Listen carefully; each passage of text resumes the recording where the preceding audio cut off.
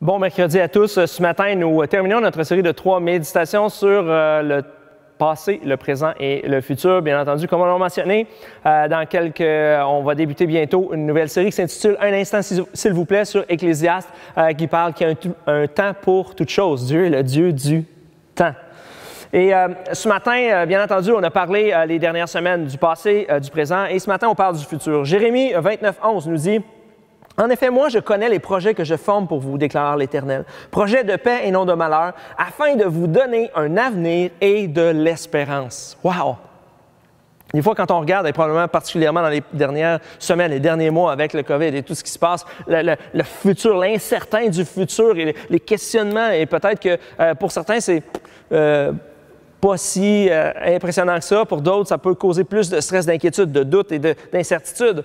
Mais j'aime que oui, Dieu est le Dieu du passé. Et quand on regarde en arrière au passé, on voit ce que Dieu a fait.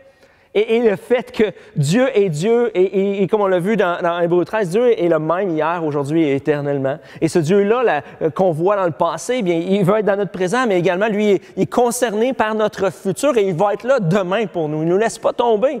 Et il dit, j'ai des plans, j'ai pas des projets de malheur, j'ai des plans de paix et je veux te donner un avenir, une espérance. Dieu est un Dieu d'espoir et que demain, il va être avec nous, qui dit « Je t'abandonnerai jamais jusqu'à la fin du monde ».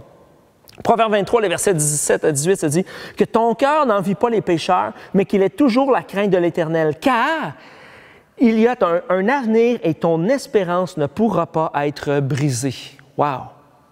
Et des fois, justement, dans notre incompréhension, des fois, on peut regarder vers le futur, on peut regarder aux gens qui réussissent, puis qu'on dit, hey, ils n'ont pas nécessairement Dieu dans leur vie, puis comment ça que telle personne fait le mal, mais finalement, comment ça qu'elle prospère comme ça? Mais ça dit, juste aie la crainte de Dieu. C'est Dieu qui a tout en contrôle. Il dit, il y a un avenir et ton espérance ne pourra pas être brisée. Dieu a un avenir pour toi, peu importe la situation dans laquelle tu te trouves, et ton espérance ne sera pas brisée. Dans Romains 8, les versets 37 à 38, ça dit « Au contraire, dans tout cela, nous sommes plus que vainqueurs grâce à celui qui nous a aimés. En effet, j'ai l'assurance que ni la mort, ni la vie, ni les anges, ni les dominations, ni le présent, ni l'avenir, ni les puissances, ni les hauteurs, ni la profondeur, ni aucune autre créature ne pourra nous séparer de l'amour de Dieu manifesté en Jésus-Christ par notre Seigneur. » Ni le présent ni l'avenir peuvent me séparer.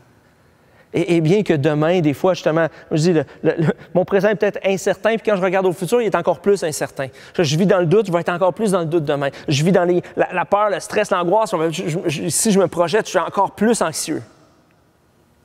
Mais ça dit qu'il n'y a rien, le présent ni l'avenir. Ce qui va se passer demain, le mois prochain, la semaine prochaine, l'année prochaine, peu importe ce qui va arriver, ne peut pas te séparer de l'amour de Dieu parce que Dieu demeure le même hier, aujourd'hui et éternellement.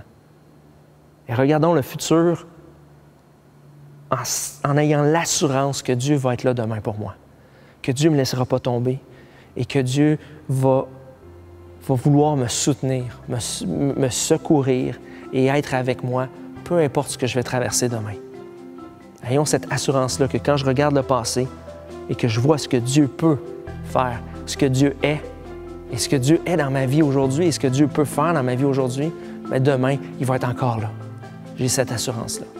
Prions ensemble. Seigneur, merci parce que tu es le Dieu d'hier, d'aujourd'hui et de demain. Et merci parce que demain, Seigneur, tu nous garantis que tu vas être là. J'ai besoin de savoir que tu vas être là, Seigneur, parce que des fois, je regarde à demain et j'ai tellement d'incertitudes qui peut me causer tellement de crainte et de peur, Seigneur, que j'ai besoin pour l'assurance que tu es là. Et merci d'être le Dieu du futur aussi, Seigneur. Dans le nom de Jésus. Amen.